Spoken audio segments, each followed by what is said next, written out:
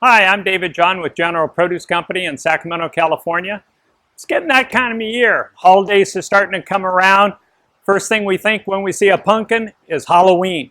And it's probably most popular with Halloween, but actually it is the squash. And we have to remember that because there's a lot of other good things you can do with it.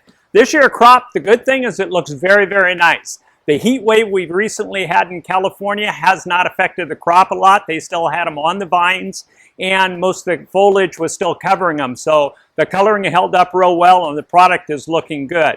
You want to watch if you buy it a little bit early, not to leave it out in the heat, because they don't take the heat once they've been cut off the vines very well. They have a tendency to break down. But there's a lot more than just Halloween to this. If you go back through the period of time and look at the different things, you have to look at a pumpkin, and everything to do with it is almost edible. The flowers are very popular to use in soups and stews.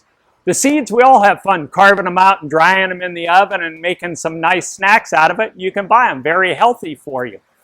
But the fruit itself, actually the squash, if you cut the top off, in the Pilgrim days, they would fill it with milk, some honey, a little bit of spicing in it, and bake it. Modern time, that gets a little messy. So what you can do is you can actually slice it and roast it. Makes a very good squash meal to it. You slice it up in nice slivers, you roast it for a little bit, some nice spice on top of it, and you have a beautiful plate with some squash on it that people really struggle trying to figure out what it is.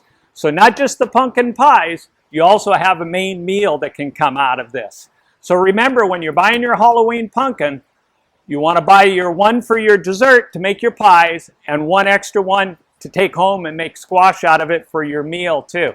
It's a great experience. Don't miss it. And that's the Produce Beat.